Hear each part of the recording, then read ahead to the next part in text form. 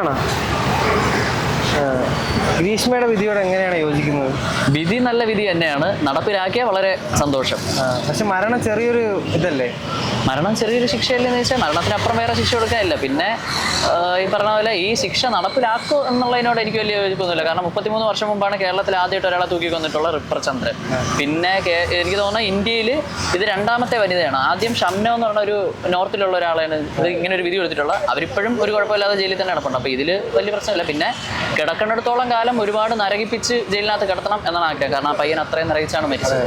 12 ദിവസം വെള്ളം പോലും കിട്ടാതെയാണ് സത്യം. അത് ആലോചിക്കാൻ ഭയങ്കര വിഷമമുണ്ട്. പിന്നെ ഇങ്ങനെ ഒരു വിധി വന്നതിൽ സന്തോഷമുണ്ട്. പിന്നെ ഈ പറഞ്ഞ പോലെ ഇത് കാണുമ്പോഴില്ലേ അവളെ നരകിച്ച് മരിക്കണ കാണുമ്പോഴെങ്കിലും ആ പയ്യന്റെ ആത്മാവിന് ശാന്തി കിട്ടുമെങ്കിൽ അത് തന്നെയാണ് ഏറ്റവും നല്ലത്. ഓക്കെ. ആ ഗ്രീഷ്മയുടെ അമ്മയ്ക്ക് കുറ്റമൊന്നും വന്നില്ല, അതിലെന്തെങ്കിലും പറയാനുണ്ടോ? അവർക്ക് വരാത്തതിലും ഒരു ബുദ്ധിമുട്ടുണ്ട്. കാരണം അവരുടെ ഗ്രീഷ്മയുടെ അമ്മാവന് ശിക്ഷ കിട്ടിയിട്ടുണ്ട്. അമ്മയ്ക്ക് പ്രത്യേകിച്ച് ശിക്ഷ കിട്ടിയിട്ടില്ലെങ്കിലും അവരങ്ങ് മേളിൽ ചെല്ലുമ്പോൾ ശിക്ഷ നല്ല രീതിയിൽ അവർക്ക് കിട്ടും. പിന്നെ അവരെ മോളിങ്ങനെ ഇഞ്ചായിട്ട് മരിക്കണതാണ് അവർക്കുള്ള ഏറ്റവും വലിയ ശിക്ഷ. അത് മതി. ഗ്രീഷ്മ വെളിയിറങ്ങിയിട്ട് 39 വർഷത്തിന് ശേഷം ഞാൻ പുറത്തിറങ്ങും, അത് കഴിഞ്ഞിട്ടാണല്ലോ ഇത് വരുന്നത്. അപ്പൊ ഈ സോഷ്യൽ മീഡിയ ഭയങ്കരമായിട്ട് ബമ്പ് ചെയ്തല്ലോ.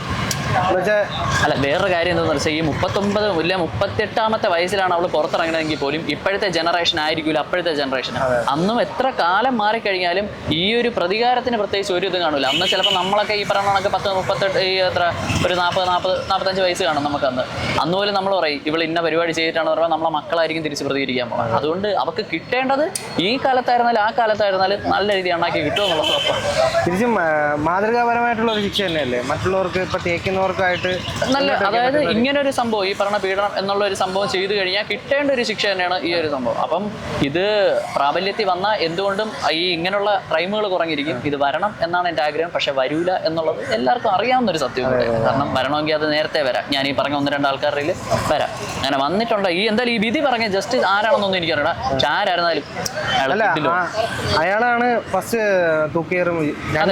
കേരളത്തിൽ 2 പെണ്ണുങ്ങൾക്ക് തൂക്കിയേറ് വിധിച്ചിട്ടുണ്ട്. ആ 2 വിധിയും നിർമ്മിച്ചത് ഒരൊറ്റ ആളാണ്. പക്ഷെ അത് ആരാണെന്ന് എനിക്കറിയാം. ആരായിരുന്നാലും പുള്ളി വേറെ ലെവലാണ്. കാരണം 38 വർഷം കഴിഞ്ഞിട്ട് അവള് ജീവിച്ചോളാന്ന് അവള് നീ അങ്ങനെ ഒറ്റയ്ക്ക് ഉണ്ടാക്കണ്ടെന്ന് പറഞ്ഞിട്ട് കോടതി. അതാണ് തഗ്ഗെന്ന് പറഞ്ഞാൽ ഭയങ്കര കിടിലൊരു മനുഷ്യനാണ്. ആരായിരുന്നാലും പുള്ളി വേറെ മൈൻഡ്.